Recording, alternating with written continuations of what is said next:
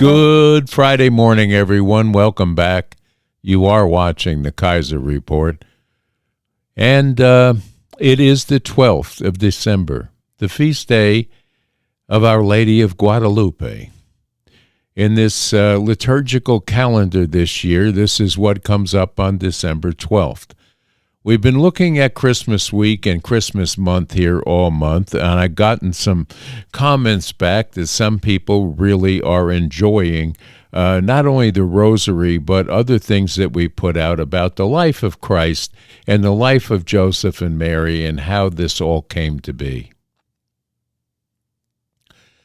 I also get comments saying that they wish we had some Stupid Town for the laughs at the end of the broadcast on the show here every day.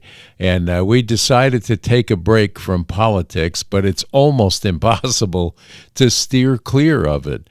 It comes at you from every direction any longer.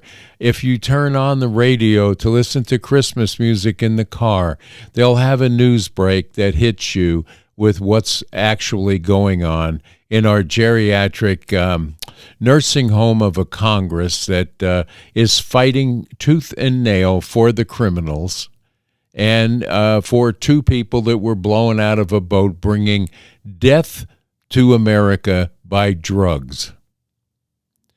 It's almost funny, but not real funny, that we have sitting congresspeople and senators that want to run to protect the criminal element in this country and bypass the deaths that are in the 200,000 area of drug-related deaths, whether it's from fentanyl, cocaine, whatever, you name the pleasure of the dark side and you have it.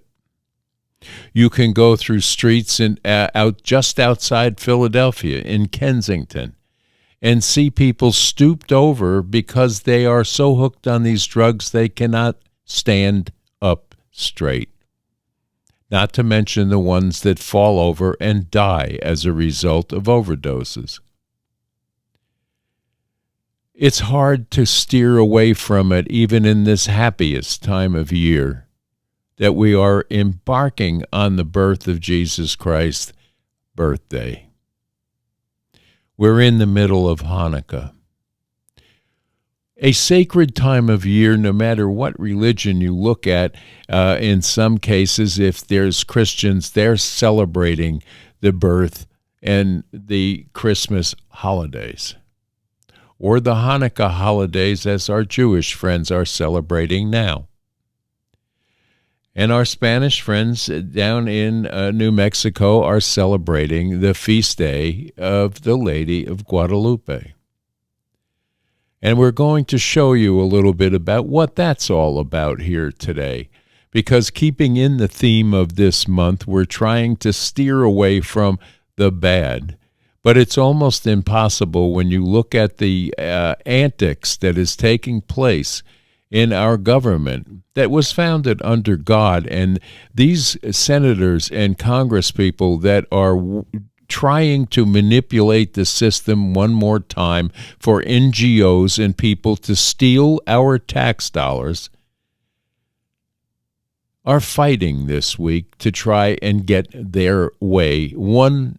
Once again, Congress is being misled by the dark side. But enough said about that. We are, in fact, very happy here. We tried to steer clear of the news networks. I hope you all are trying to do the same. It will hurt you to listen to the nonsense that is put forth by actors and actresses claiming to be journalists with not you in mind, but their ratings in mind. Their cushy jobs where they make millions of dollars to spread lies around this country and around the world. There is many, many things going on that they can be talking about that are a little bit better. How about looking into the plight of the needy this year? How about looking into the plight of food for people that have not enough? These are the things that are newsworthy in my mind, not all of the bad that is happening and the hate and discontent for our president and members of his cabinet for just doing their job is almost at critical mass. Trump derangement syndrome has spread and spread rapidly for no reason other than they cannot let our president have a win in anything. And we're looking at a split hemisphere right now with regard to where China's going, where the Koreas are going. Japan is going to be in the middle of a transition that I'm not sure they're prepared for. We're cleaning and claiming South America to stay in our hemisphere. There's a lot more to taking this oil tanker than anyone is ever going to realize. We're going to have a complete show on that in January after the new year to talk about this and several other things, including the trials that are trying to, or pre-trials that are trying to get underway for out-and-out murderers that are looking for a loophole to get out of the charges that they've been brought up on. But this is going to be a happy rest of this month here, and this is about all I'm going to say this month on things. We'll talk a little bit here about our sponsor and give you a timeline for getting your wonderful meat orders in time for Christmas. So now let's just take a look and a walk through what is the Lady of Guadalupe feast all about. December 12th, Our Lady of Guadalupe, 1531, patroness of the Americas. A miracle hangs, frozen in time, in Mexico City. The humble Indian Juan Diego and his wife, Maria Lucia, had accepted baptism from the Franciscan missionaries laboring in Tenochtitlan, or Mexico City, the greatest city of Spain's most impressive colony, the future Mexico. After his wife died in 1529, Juan moved to the home of his Christian uncle, Juan Bernardino, on the outskirts of Mexico City.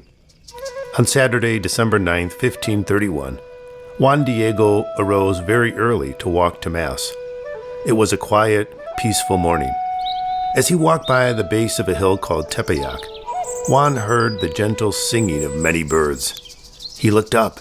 On the top of the hill was a radiant white cloud encircling a beautiful young woman. Juan was confused. Was this a dream? Then the gentle, bird-like singing ceased, and the mysterious young woman spoke directly to him. Juanito, Juan Dieguito, I am the perfect and always Virgin Mary, Mother of the true God. Mary went on to say many beautiful things to Juan, concluding with her desire that a church be built in her honor on that very hill of Tepeyac. The Virgin Mary, a faithful Catholic, placed herself under obedience to the local bishop.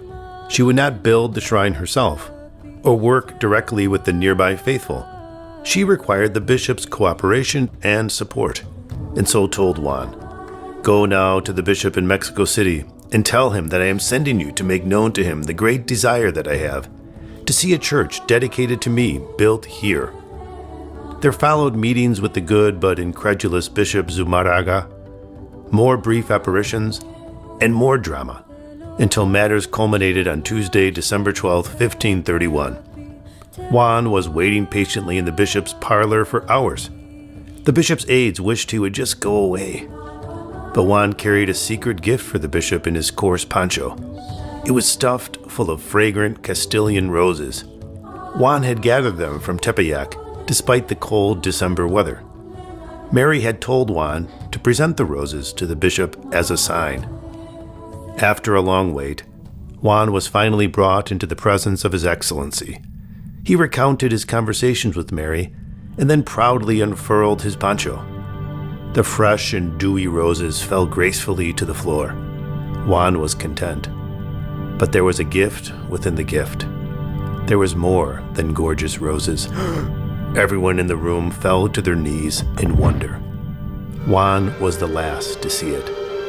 A gentle image of the Virgin Mary was impressed on Juan's poncho. Could it be? Who could have possibly? It was a miracle. The bishop immediately took possession of the poncho and placed it in his private chapel. Events now moved quickly. The miraculous image was put in the cathedral. It was then brought in holy procession to a shrine built quickly on Tepeyac. Then there were more and more miracles. Then there were more and more pilgrims. Mary is the woman who, under the title of Our Lady of Guadalupe, spoke with Juan on the hill of Tepeyac. Our Lady of Guadalupe is the woman whose image is impressed upon Juan's poncho. And it is that very same poncho which hangs to this day in the shrine built for and at the request of Our Lady of Guadalupe in Mexico City. The miracle first unfurled in the bishop's office in 1531 has been frozen in time. It is perpetually 1531 in the Basilica of Our Lady of Guadalupe. Everyone who gazes on the image stands in the shoes of Bishop Zumarraga.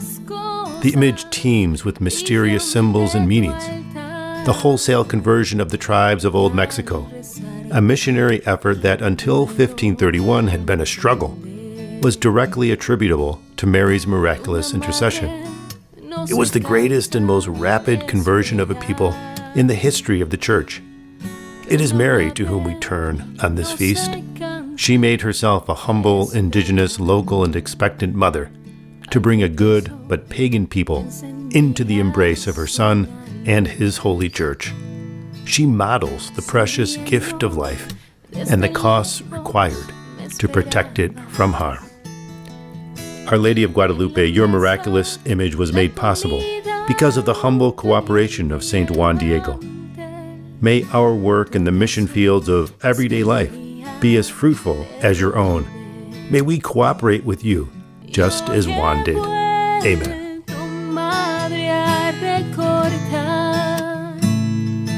Cuántas cosas dije ante tu altar.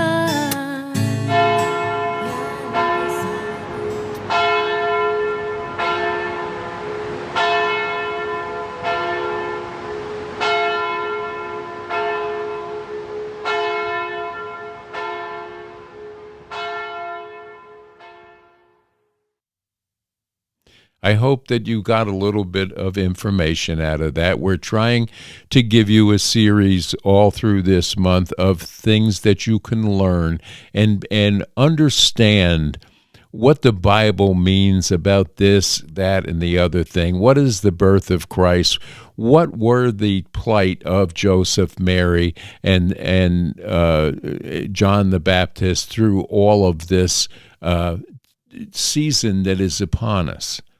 So we're trying from an educational point here to bring Christianity into a spotlight here for you so you can understand maybe a little bit better than we had been taught in our past histories of learning the catechism and the Bible and things that we should have understood a little bit better. And now we're going to widen our knowledge base in exactly what this all means. So with that, we talked earlier about our sponsor, Lazy J Farms and Butcher Shop, and you'll see that they're located in Kingsport, Tennessee on Bloomingdale Road. You can call that phone number right here below, and you can call and talk to Butch and place an order. If you want to ship a beautiful gift to anybody in your family or friends, you can call and have a sample box made up.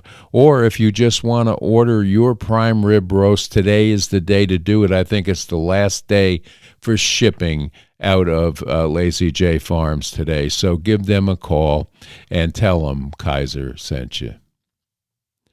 So with that, we're going to wish you a very happy rest of this Friday and a beautiful weekend. If you haven't caught up on your Christmas shopping, this is the weekend to get in gear and get it done because we're running out of time.